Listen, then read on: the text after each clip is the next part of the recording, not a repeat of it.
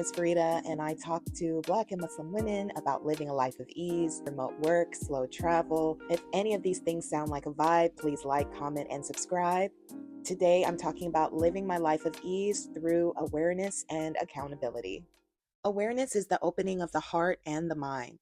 And oh my goodness, it is so easy to keep both closed when life feels comfortable. It is easy to live with rose colored glasses, to tell ourselves that things are fine, to ignore discomfort in exchange for belonging or stability. Awareness arrived for me when I finally began seeing my life honestly, my patterns, my silences, my compromises, and realized that something had to change. Awareness is the beginning of conscious growth. So I worked for over a decade at an Islamic school and community center that wasn't just a workplace, it was my entire life. All of my close friends either worked at that school and community center, or they volunteered there, or they had children enrolled there that I taught. All four of my children attended the school at some point in their education and have good friends to this day that also went to that school. Weddings were held there, baby showers, there were funeral services that were held there. And sometimes we would have classes and then we would break for the funeral service. One of my students' mother passed away, and they held the funeral service at that community center, and my student led the funeral prayer. It was one of the saddest and most beautiful moments that I had ever witnessed. After school programs were held there. We had parties, we had spa days, we had exercise classes. I was either teaching, fundraising, volunteering, or attending events at the school 6 days a week. I was all in. I expected the community that I had dedicated my life to and fully planned to retire from to be rooted in fairness, in compassion, in integrity. But in the final years of my work there, I came to the painful realization that favoritism, discrimination, and unfair practices towards teachers, the lifeblood of the school, were present and protected. And speaking out was punished, silence was rewarded. In those hallways, I became acutely aware of the gap between the principles we preach to our students and the reality that we lived.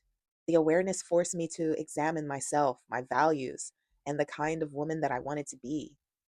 It was so painful, but it was such a growth journey. It was such a learning lesson that I'm so grateful for. Awareness also arrived in my faith. Awareness also arrived in my faith. I had to come to the understanding that I have the right to follow the scholars and the Islamic opinions that resonate with my heart and my conscience. In my relationships, there were those who tried to control how I practiced my faith, what spaces that I was allowed to engage in, and which teachings I was allowed to hear. I remember there was one masjid and community center that I was obsessed with this place. I mean, it was everything that I envisioned a faith based community could and should be. There were women scholars there. The men were very inclusive and friendly. There was a coffee shop. The youth were drawn to this place. It had such a wide demographic of people. It was so diverse and it was so welcoming, and women were on the board. I mean, this place was incredible. And I remember being prevented from attending this community center and just feeling so confused and so hurt. But at the end of the day, accepting that I would not be able to be there and to worship there.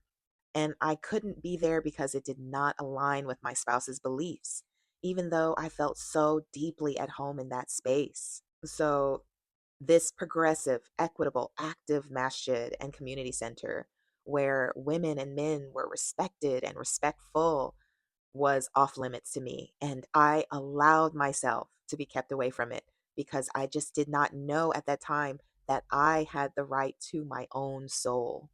My soul and my deen is mine. The way I practice, the way I view my creator is mine. And I became aware that I'm responsible for my spiritual practices and beliefs. No one can come between me and my Lord and tell me how to best reach my creator.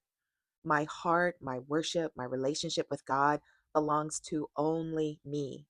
No husband or parent or religious leader can ever come between that, between my relationship with God. Allah subhanahu wa ta'ala reminds us, فَمَن يَعْمَلْ مِثْقَالَ ذَرَّةٍ خَيْرًا يَرَهُ وَمَن يَعْمَلْ مِثْقَالَ ذَرَّةٍ شَرًّا يَرَهُ. So whoever does an atom's weight of good will see it, and whoever does an atom's weight of evil will see it. It's that radical accountability that I cannot hide behind my good family name. I can't hide behind a spouse. I can't hide behind the community. I am radically accountable for all of my actions, for my heart, my worship, and my relationship with God. I understand now how accountability belongs to me for my deeds and my beliefs. And this awareness transformed my relationship with God and myself. I am the center of my life, and my Creator is at the center of my life. Anything or anyone that comes between that has to be removed. So, some journaling questions to ask and to think about and ponder would be, where in my life have I chosen comfort or silence over truth? And what has that cost me? Ask yourself, in what ways have I allowed others to define my spirituality or limit my relationship with God? And what truths am I now aware of that I can no longer unsee? Thank you for listening, and talk to you in the next video.